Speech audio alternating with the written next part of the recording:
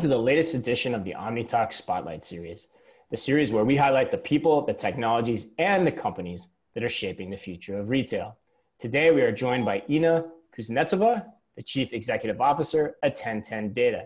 Inna, welcome to the show. Thank you for inviting me.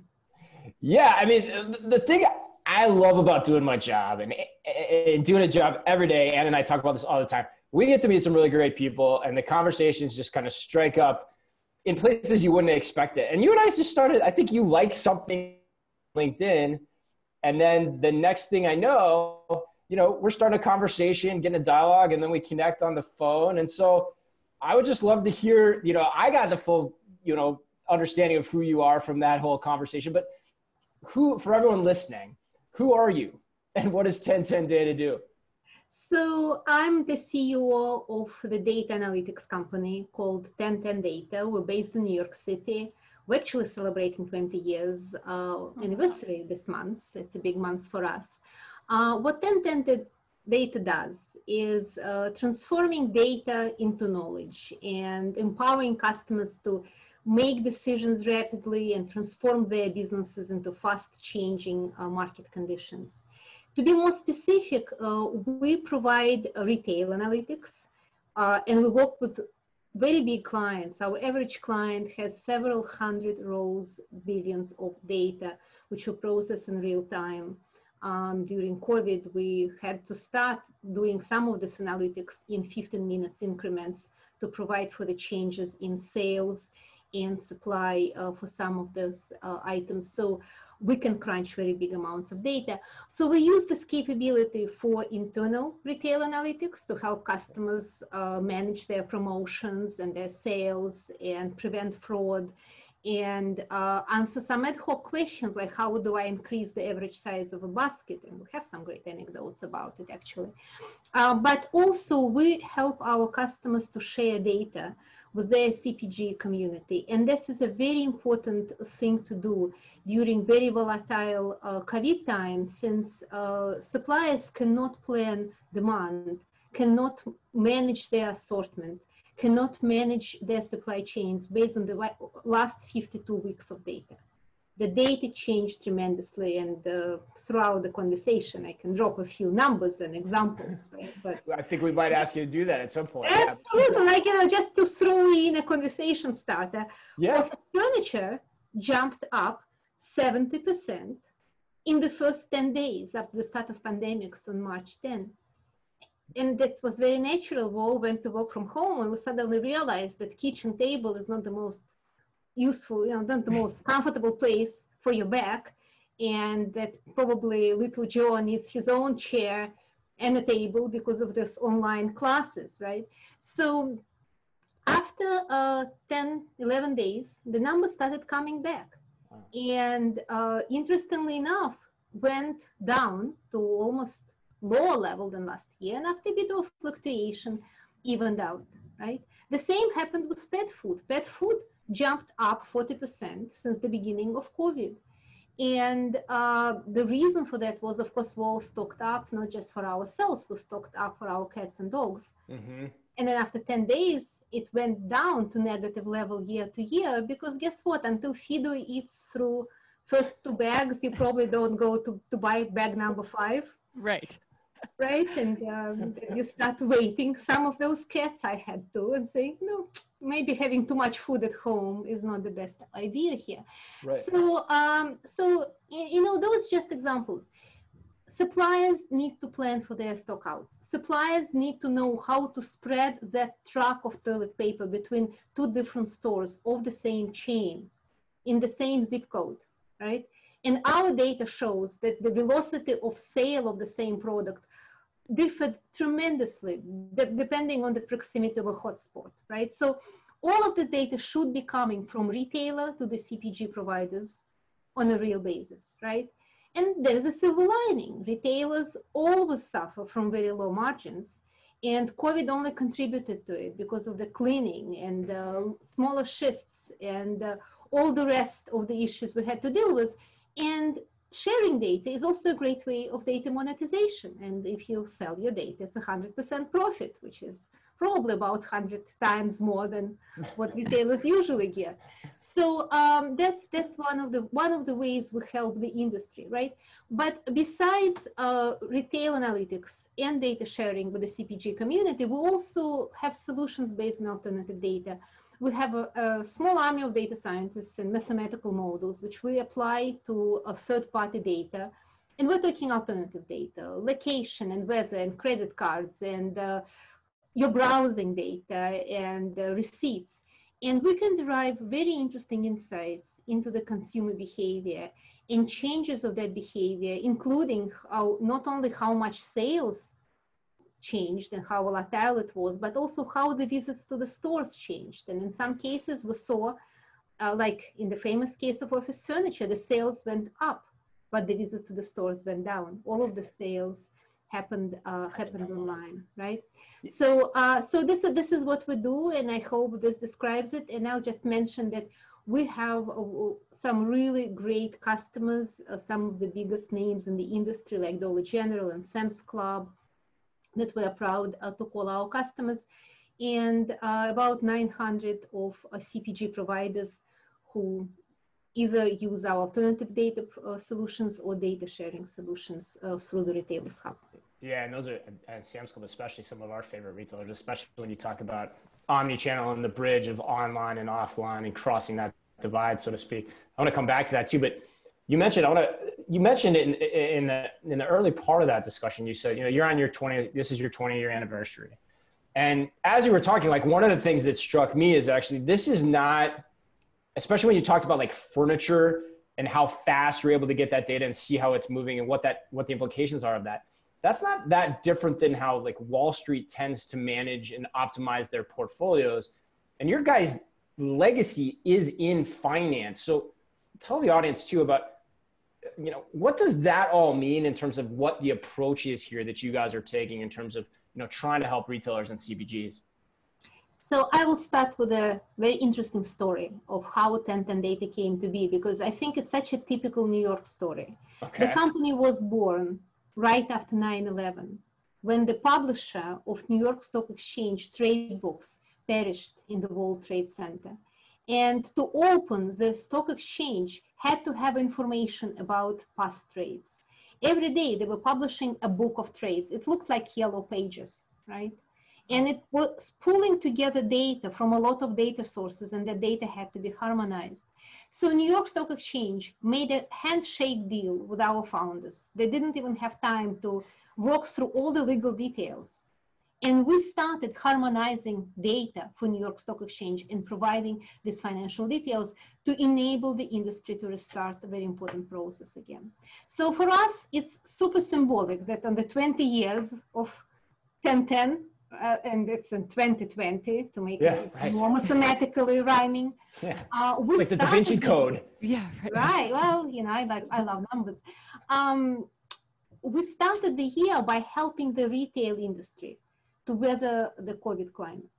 And because we have the platform that was initially designed for mortgage-backed securities and huge amounts of data and very fast processing, we did not have to write every application, right? We have all the data in one platform. We have ability to pull data from dozens and dozens of different sources, and some of them unusual and new.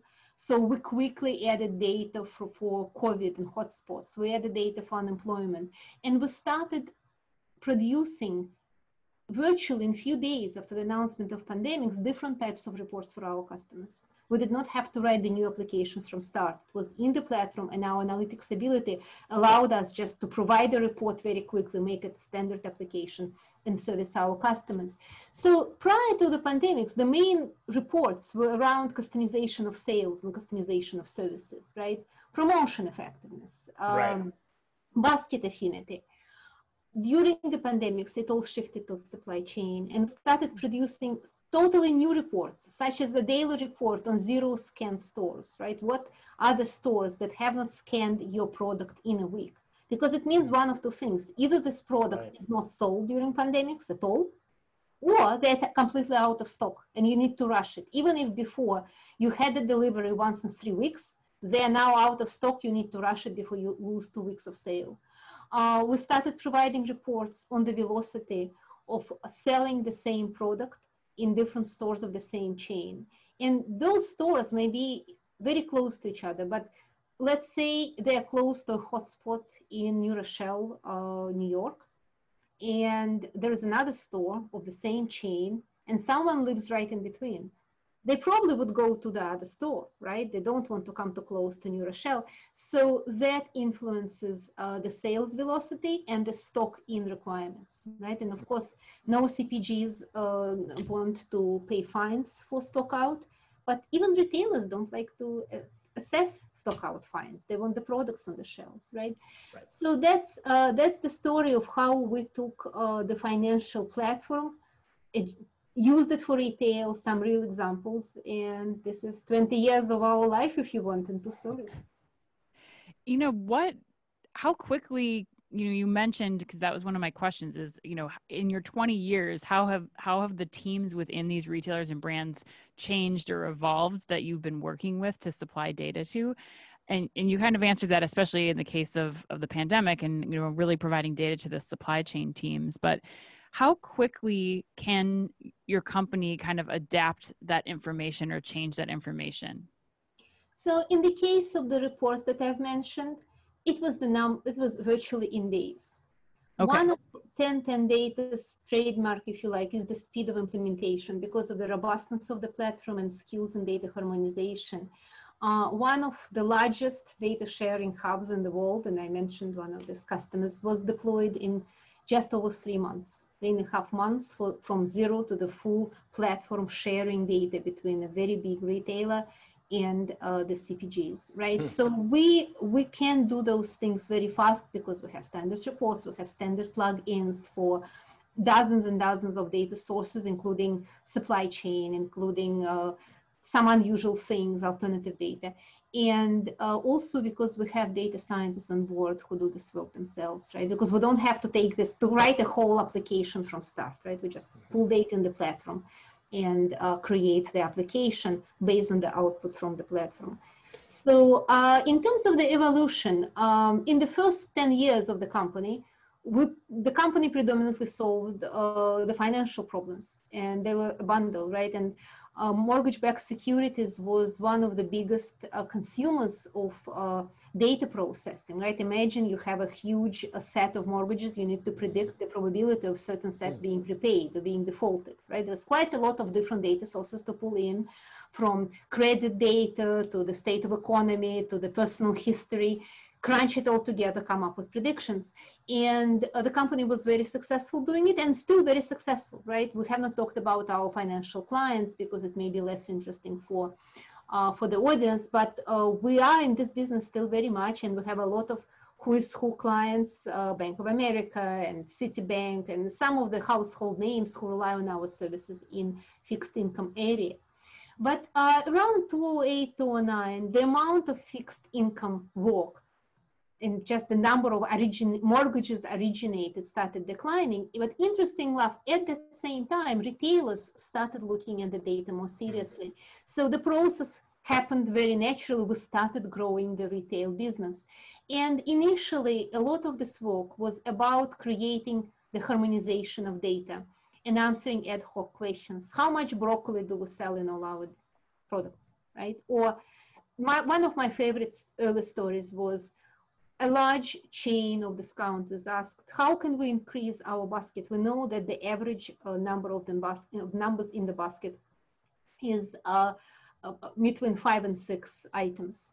And every single platform or data analytics company they worked with took averages, and they could tell them average by state, and they could take them average by types of products, but they could tell them the average by the basket. We do not take averages. We have a different approach. We look at the data in a very granular manner because we process it in a parallel fashion. So we started kind of unrolling in the back and saying, it's not about average of 5, 6. It actually comes as a big cluster of customers with already 7, 8 and more items in the bag. But the reason you average is 6 is because you have about 40% that has only 1 or 2 items in the bag. And they said, oh, that's easy. We know what it is. It should be corn and chips. And we unraveled to the next level again, said, no, it's not. It's actually the phone cards. So putting the phone cards in the plastic and in the back of the store so that the customer doesn't just run to the cashier lane and grabs the card, but walks through the store and maybe picks some of those chips and cola and beer on the way, may be a really good way, and turned out to be, to improve the category and the number of items, right? So that was a lot of ad hoc, a lot of increasing baskets, increasing sales of a certain category. My other favorite example was, again, a study we did with one of the CPGs, and based on the data they got from their retailer, and they wanted to increase the sales of the painkiller category, and the solution was very elegant. Put it next to the knee braces. Right. Because you probably don't shop for the knee braces when everything is nice and fine, right? You probably are in pain, so you see a painkiller, you grab a bottle. So, so there was initially, it was a lot of that. But I think what we've seen in the last few years, the retailers and CPGs both became much, much more sophisticated. Okay. And the work evolved from just answering ad hoc questions, though some of them still come in, to much more regular and daily attention to how effective was the promotion, and did that promotion cannibalize another category, or how is my fraud prevention working, right? And there are lots and lots of different algorithms, sometimes proprietary by chain, you know, like you look at the number of returns scanned by the same seller in certain amount of time, and certain, you know, cash versus credit card transactions and how the same seller handled them. And there are certain things that can be done in just regular supply chain sharing, right? So we talked about the COVID times and all the work there. These reports, you know, some of them come out weekly, but a lot of them come daily. And during the peak of COVID, we had to switch to hourly and even 15 minutes frequency of reports. Wow. And I want to talk about that too, because I think, you know, the word platform gets thrown around a lot. So I want to talk more about like what specifically that looks like, especially in terms of the collaboration, you know, and how you, and how you make that work between the retailers and the CPG. But before I ask that, if I would assume, and tell me if I'm wrong here too, Inna, but I would assume that like if finance was like a 10 in terms, on a scale of 1 to 10, if finance is a 10 in terms of knowing how to leverage data, which I got to assume they are, and you've watched then this evolution of retail, where is retail now in relation to them, and what do they still need to do to continue to kind of, you know, meet and exceed, you know, the level that they're playing the game? So I will revert to my statement about not taking averages and assigning too much value to it, right? Because not all retailers are created equal. True. We see some CPG companies and some retailers being much more sophisticated in crunching data, having all the data in one platform, distributing supply chain data to their CPG providers, constantly evolving the levels of data sharing, right? It's very important that retailer does not just sell the data out and let someone else decide what is being shared, but retains the ownership of the data.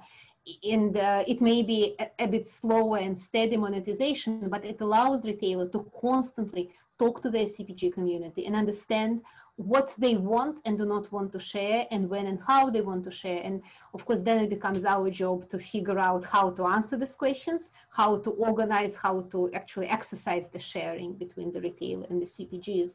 And even in this process, we see different CPGs sharing a different level, right? Some of them would just get the basic number of several reports. Others may get 25, 30 different reports. Right? Some of them may get data on a weekly basis, others may request data on an hourly basis. And a lot of it is dependent, of course, on their volume of trade in a particular retailer and how robust their product line is and how many assortments you have for that same, how many versions you have, you know, for that same product, right? How many packages, different packages of the same cream or the same salt drink. But also it depends on their internal ability to adjust their supply chain and change their promotions based on that.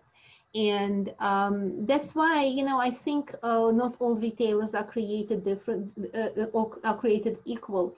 But Another side of that coin is when I hear about retailers being hit by COVID, I still remember that there are some extremely successful retail chains, right? So, for example, when you look at Dollar General that opened 1,000 stores over the last year, right? And doing very well and providing communities with the jobs and fresh food and a lot of very much needed items, right? So I think a lot of success going forward on the retail side will be dependent on the sophistication in the use of data, ability to roll out data monetization quickly, not get it too much enamored with very long build in-house products. And there is nothing wrong with build your own system, right, except for a 2-year project, right? Is one thing, right? But using a company who does it on a regular basis may get you there in 3-4 months and you are operational. Yeah, it can structure right? for you in the way you want. Yeah, that makes sense. Right. At different times. I mean, some of us still, hire architects to build our own houses, right? But most of us prefer just to move in and start living, right?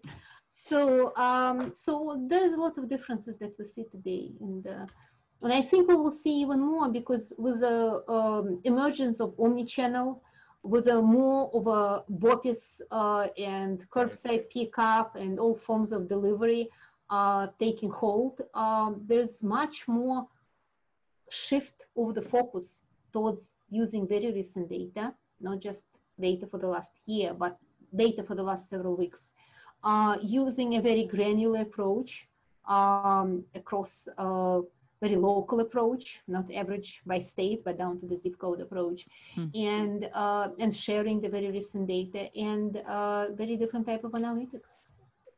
Well, and that's why, real quick, that's why I wanted to do this podcast with you, because I remember when we first talked, you shared the anecdote about the phone card, which gave me a whole different impression of like, what is impulse purchasing and how does it happen? And you start throwing in things like curbside pickup and buy online, pickup in store. That's flipping the script on impulse purchasing altogether. So like being able to see that in a different way is really important. But the other thing you said to me that I'll never forget, and you've alluded to it a few times, and you even kind of hit me with it when you said you don't like to speak in averages, is you said something to me like, you said, I think it was, I'm going to misquote it a little bit, but you said geographic clustering is no longer relevant. And like, yeah, tell people what you meant by that in more detail, and especially in light of this like omnichannel evolution. Yeah, I think what you're referring to is the fact that even in the past, certain promotions had a local or state level, right? Probably running a promotion for grits in New York will not be as effective as one of the southern states.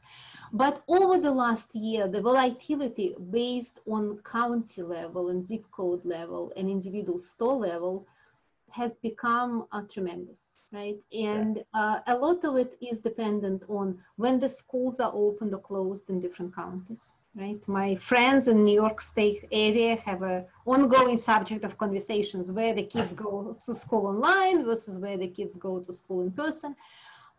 Where the kids go to school or stay at home influences what kind of food you buy for the kids, right? Whether you pack their lunch or whether you can feed them lunch at home. Yeah, right. When the whole family is at home, we all eat at home. And it impacts, very small interesting fact. We saw the fast food restaurants dipping down with all the restaurants, but then starting recovery much, much faster than, of course, than fine dining and business casual.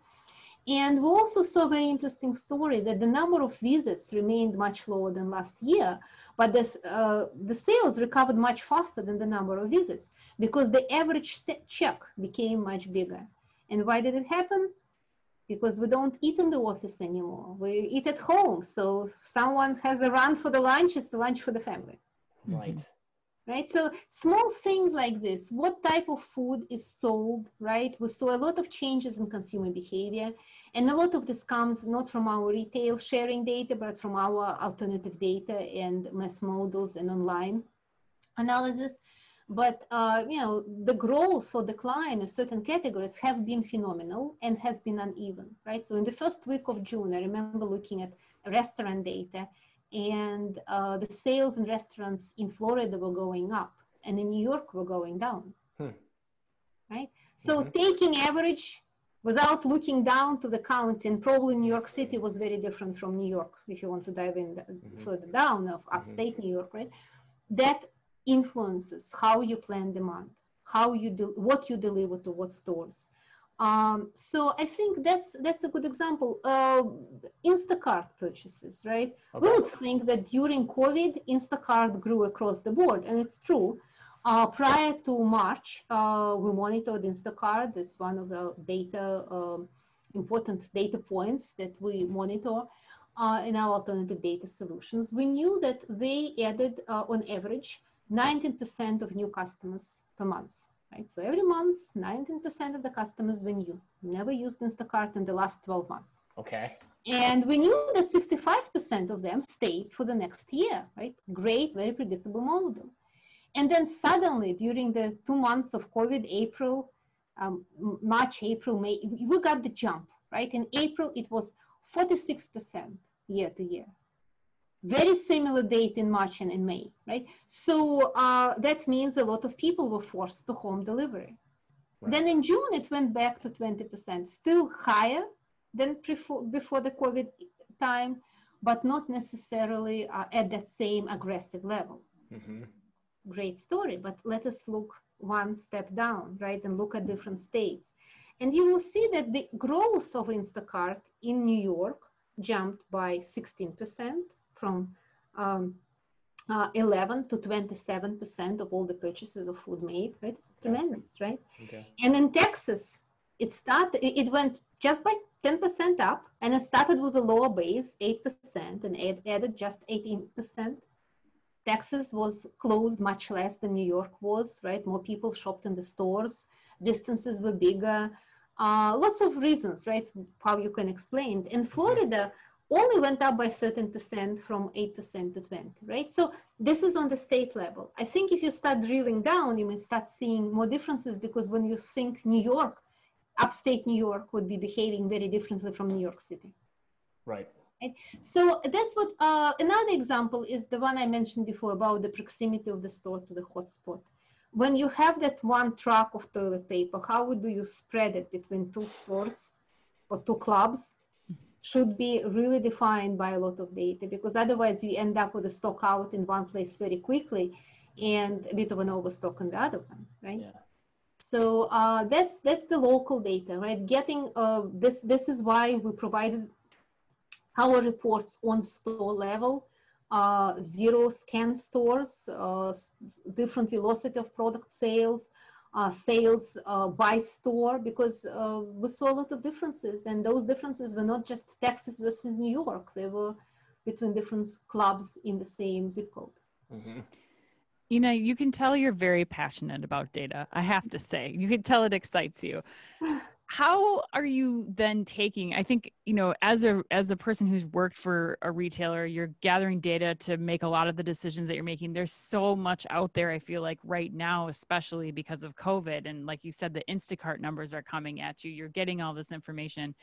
How is 1010 data kind of uniquely positioned to help me in my role as a merchant or in a retailer to take and analyze that data and apply it to things, especially when you're getting reports every 15 minutes and you're trying to really manage that data and make some progress out of that? How do you work with those retailers? So, I mean, there's a lot of companies who are just one company solution, right? And in this case, it becomes, you know, the nail in search of a hammer, right? We have a great nail, right? But in our case, we can solve a huge number of questions related to data, and some of those may not even be used by your competitors today. You may have a unique question, right? And we can help it. So we really start by talking to the retailers about the point in their journey and their priorities, right? Some retailers have loyalty programs, and that allows you to tie data down to a specific customer, right? And then you can look at that.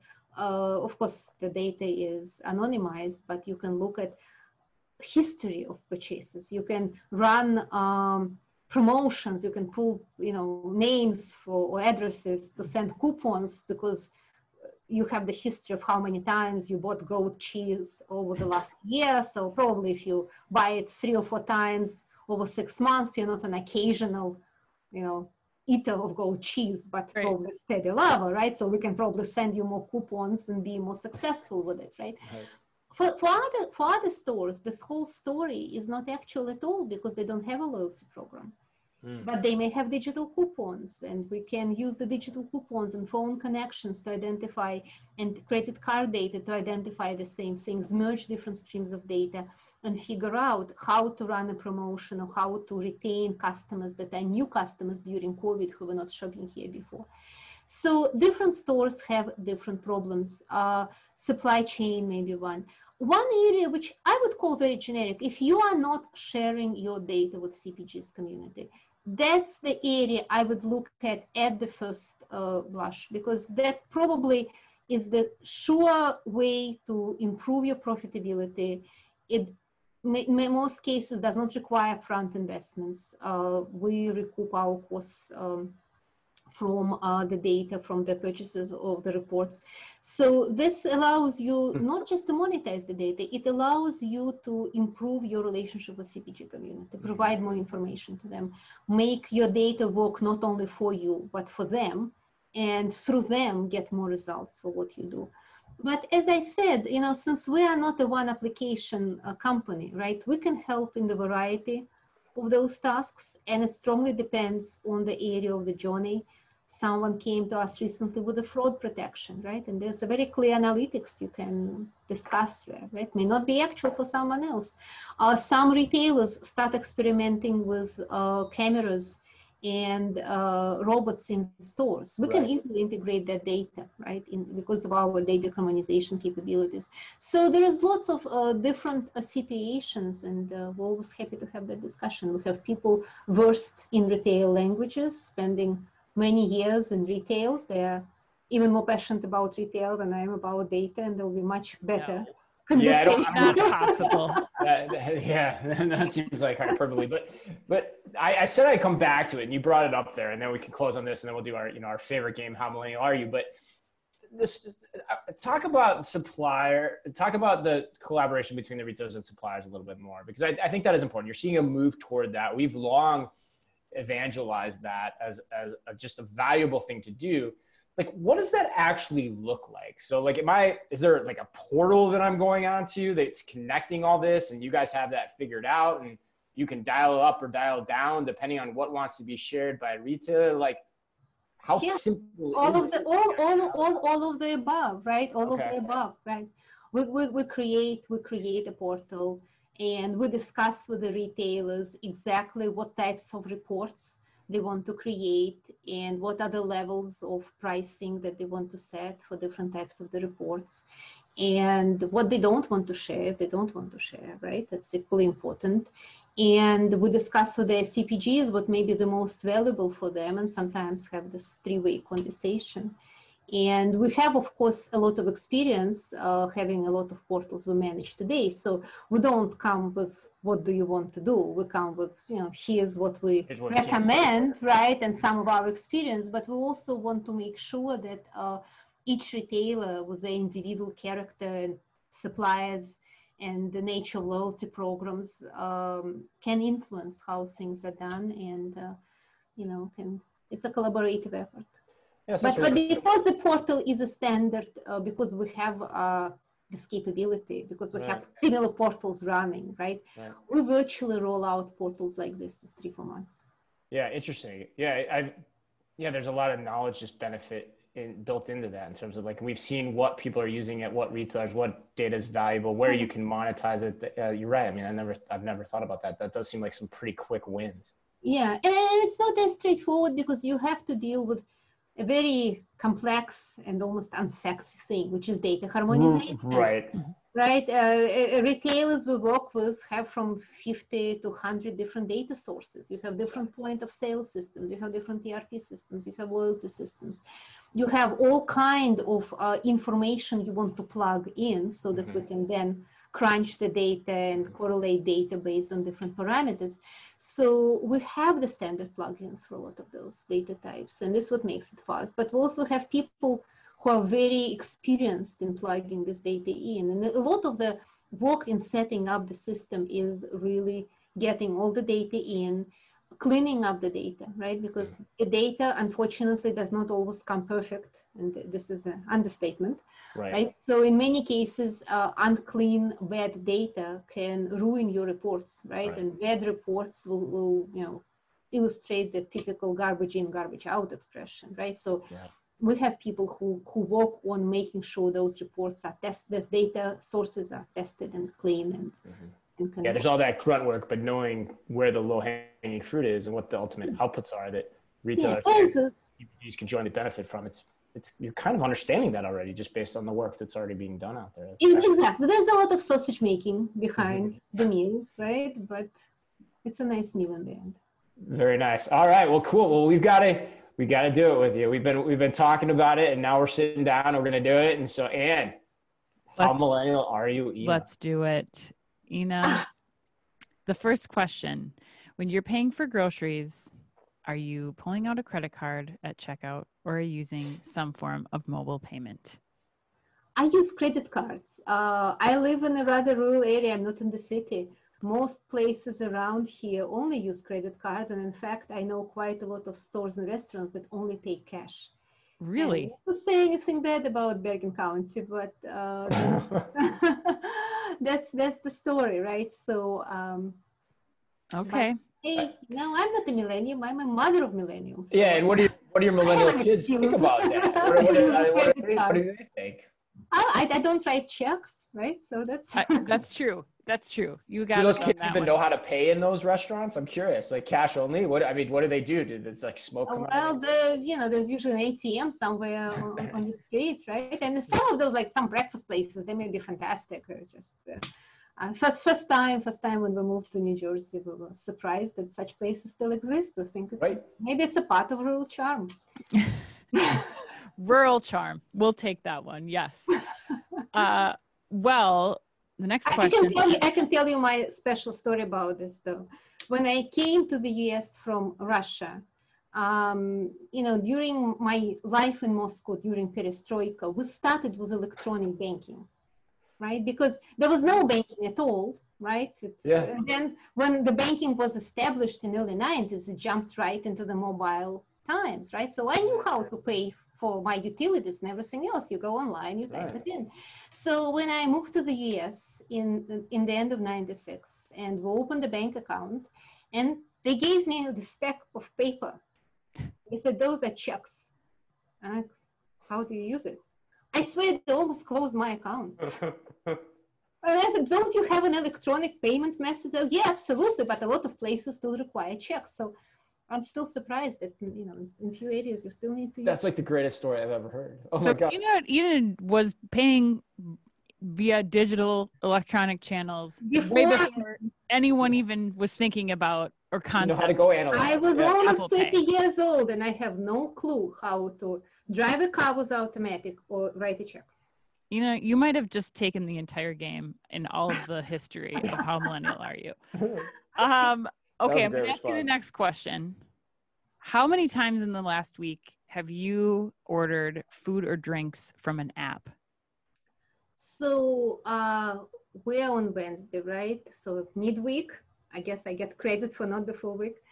Just kidding. If we count the cat as the member of the family, sure, would be 3 times. 3 times. Okay. 3 times. I cook. So I'm a big cook, so I don't sometimes we get a meal delivered, but usually I prefer cooking at home. But all my vegan food, all prepackaged, all cat food, all coffee pods, everything comes from us. Okay. Last question. If you could only use one social platform, which one would you choose and why?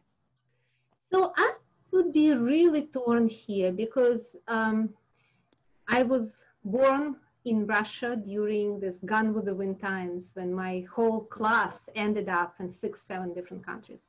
And then I worked for IBM and Civil Logistics, big international companies. So I ended up with several hundred friends living in probably about 40 different countries. Wow. So without Facebook, I would be out of touch with half of my family and most of my childhood friends, and a lot of my community. So for me, Facebook is not the place where you discuss politics or fashions. It's where I keep up with all the kids and cats and diseases and how his mom is doing. So in that sense, Facebook is vital.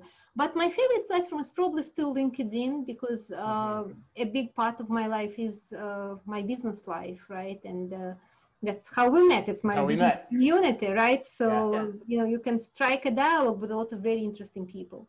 So, of course, you know, used other platforms as well, Instagram and everything. But the problem with use of the platform is it's not about the platform itself, it's the network, right? It's who is on the platform. So for me, you know, Facebook may not be my favorite platform as is, but as long as all my childhood friends and even my first grade teacher is there, I have to use it. That's a point that's not talked about enough. Anna and I've talked about that a few times too, is there's just a stickiness to Facebook. And we don't hear that often too. That's actually probably mine as well. But I think there's a stickiness to Facebook for the same reasons that you just described, you know, that make it such a powerful force, especially when you think about it jointly with Instagram too, and everything they can do. But well, hey, that was good. And I don't, how did she do? I don't know. Definitely one of the most interesting question sessions we've ever had, especially the story about checks. Yeah, I mean, I'm still processing that. So so was I, as I was trying to get that out. Yeah, that's a new. I'm afraid they will take my account away. I was a recent immigrant. I can imagine sitting there. Yeah, that's 2 weeks ago. Yeah, like going to set up your first bank account. I asked them how to fill it in, and they had to explain it. Right. What is the? I still don't know what the memo line is. If it makes you feel any better, so like, yeah, I know, but I totally get it. Well, hey, in all seriousness, just to close this up, if people are listening or watching, found this conversation interesting, there was a lot here, a lot of great anecdotes. If they want to learn more about 1010 Data, if they want to get in touch with you, like what's the best way for them to do that? So you can either go to 1010 Data website, and we're very diligent about responding to all the comments. I actually get a lot of comments and requests. You can find me personally on LinkedIn. You can find me on Twitter. And as you, Chris, know, I usually respond to LinkedIn requests within 24 hours. So it's a relatively safe place to inquire. No, you're quick. Yeah. And thank you too for your support too. You're definitely one of our super fans in terms of all the content we're putting out there. And we appreciate that wholeheartedly. So again, everyone listening, Inna Kuznetsova, the Chief Executive Officer at 1010 Data.